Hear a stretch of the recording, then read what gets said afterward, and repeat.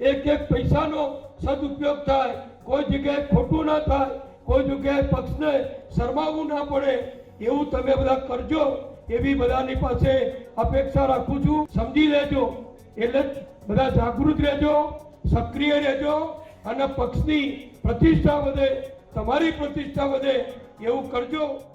સ્થાનિક સ્વરાજની ચૂંટણીમાં ભારતીય જનતા પાર્ટીને ભવ્ય વિજય મળ્યો અને એ વિજય પછી હવે અલગ અલગ જગ્યાએ પ્રદેશ પ્રમુખથી લઈને ત્યાંના સ્થાનિક જૂના પીઢ નેતાઓ જે છે એ જઈને જીતેલા ઉમેદવારને ટકોર કરતા અને એમની સાથે વાતચીત કરતા દેખાય છે.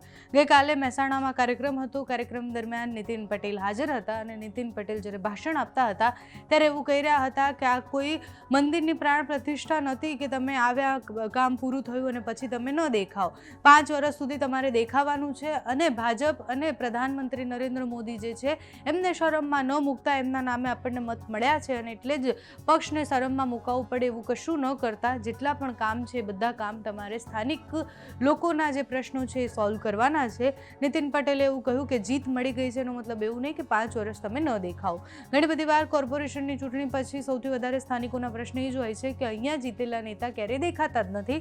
5 વર્ષ પછી મત માંગવા આવે છે. એના દ્રશ્ય આપણે જોયા કે ચૂંટણી પહેલા જ્યારે મત માંગવા નેતાઓ ગયા ત્યારે એમને ભગાડવામાં આવ્યા, સવાલ પૂછવામાં આવ્યા.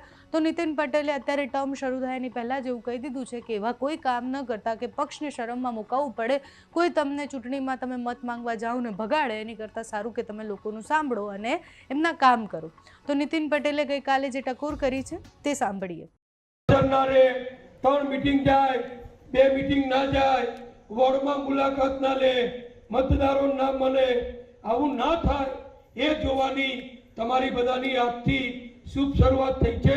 એટલે અભિનંદન પણ આપું છું, સાથે સાથે જવાબદારી પણ તમને યાદ કરાવું છું.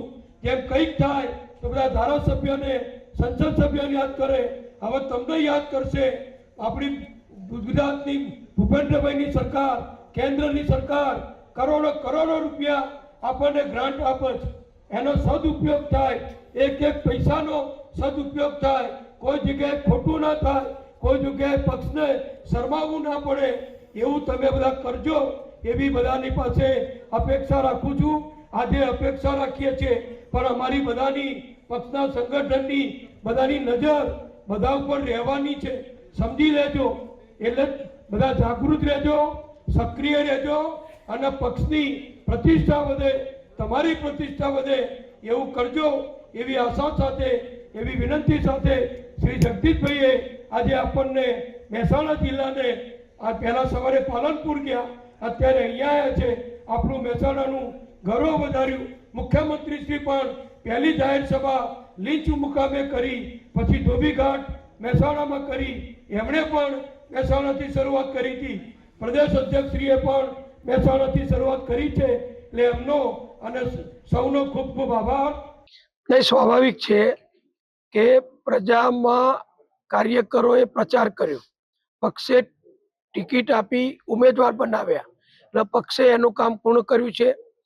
કાર્યકરોએ રાત દિવસ આ ગરમીમાં મહેનત કરીને આ ઉમેદવારોને જીતાડ્યા છે, ત્યારે એમની જવાબદારીને ફરજ તો પૂર્ણ થઈ છે.